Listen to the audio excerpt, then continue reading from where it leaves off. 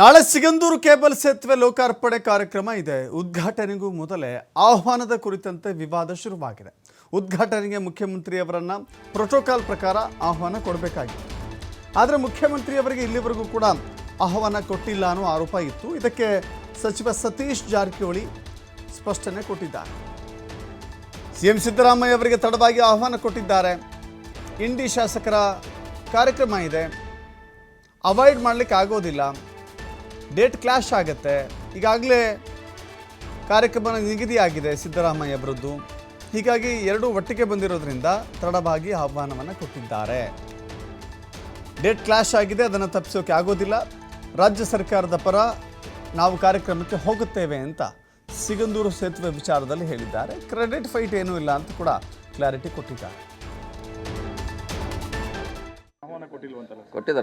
ಕೊಟ್ಟಿದ್ದಾರೆ ಅವ್ರದ್ದೇ ಮುಂಚೆ ಇಂಡಿ ಪ್ರೋಗ್ರಾಮ್ ಮುಂಚೆ ಫಂಕ್ಷನ್ ಫಿಕ್ಸ್ ಆಗಿತ್ತು. ಇವರು ನಂತರ ಇದು ಫಿಕ್ಸ್ ಆಗಿದೆ.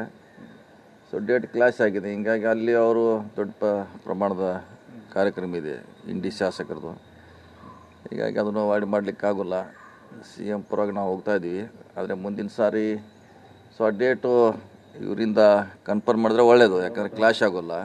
ಅಂದರೆ ಸ್ಟೇಟ್ ಗೌರ್ಮೆಂಟಿಗೆ ಮುಂಚೆ ಇನ್ಫಾರ್ಮ್ ಮಾಡಿದ್ರೆ ಈಜಿ ಆಗುತ್ತೆ.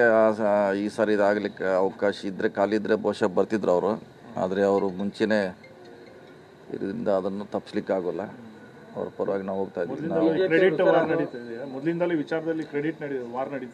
ಇಲ್ಲ, ಏನು ಕ್ರೆಡಿಟ್ ಇಲ್ಲ. ಯಾಕಂದರೆ ಇದು ಮುಂಚೆನೇ ಫಿಕ್ಸ್ ಆಗಿತ್ತು. ಅದಾದ ನಂತರ ಈಗ 3-4 ದಿವಸದಲ್ಲಿ ಇದು ಫಿಕ್ಸ್ ಆಯಿತು ಬ್ರಿಡ್ಜ್. ಸಿಗಂದೂರು ಸೇತುವೆ ವಿಚಾರದಲ್ಲಿ ಬಿಜೆಪಿ ನಾವೇ ಮಾಡಿಸಿದ್ದು, ನಮ್ಮ ಕಾಂಟ್ರಿಬ್ಯೂಟ್ ಜಾಸ್ತಿ ಇದೆ ಇದರಲ್ಲಿ ಏನೋ ಥರದಲ್ಲಿ ಓಟಿದೆ. ಪ್ರಾರಂಭ ಆಗಿದ್ದು ಹಿಂದಿನ ಸರ್ಕಾರದಲ್ಲಿ ಹಂಗೆ ಇರ್ತವೆ. ಒಂದೇ ಸರ್ಕಾರದಲ್ಲಿ ಮುಗಿಯೋಲ್ಲ ಯಾವುದೇ ಬ್ರಿಡ್ಜ್. ಎಲ್ಲದಕ್ಕೂ ಅದಕ್ಕೆ JDS ಇರ್ತೈತೆ, BJP ಇರ್ತೈತೆ, ಕಾಂಗ್ರೆಸ್ ಇರ್ತೈತೆ. 3 ಬ್ರಿಡ್ಜ್ಗೆ 3 ಹೆಸರು ಇಡಬೇಕಾಗುತ್ತೆ. ಹಾಗೇನು ಒಬ್ಬರದ ಹೆಸರು ಇರಲಿಲ್ಲ. ಹಿಂದೆ ಆಸ್ಕರ್ ಫರ್ನಾಂಡಿಸ್ ಇದ್ದಾಗ ಇವೆಲ್ಲ ಚಾಲನೆ ರೂಪುಗೊಂಡದ್ದು ಸುಮಾರು. ಸೊ ಹಿಂದೆ BJPಯಲ್ಲಿ ಆಗಿತ್ತು, JDSಲ್ಲಿ ಆಯಿತು. ಈಗ ಮತ್ತೆ ನಮ್ಮ ಸರ್ಕಾರದಲ್ಲಿ ನಡೀತಾ ಇದೆ. ಅದಕ್ಕೆ ಇವರು ಶ್ರೇಯಸ್ ಅವರನ್ನೆಲ್ಲ ಆಗಿದೆ. ಕರ್ನಾಟಕ ಒಳ್ಳೆಯದಾಗಿದೆ ಅಷ್ಟೇ. ನಾವು ಅದಕ್ಕೆ ಪ್ರತಿಪಾದನೆ ಮಾಡಬೇಕು. ಆಹ್ವಾನ ಕೊಟ್ಟಿಲ್ವಂತಲ್ಲ? ಕೊಟ್ಟಿದ್ದಾರೆ.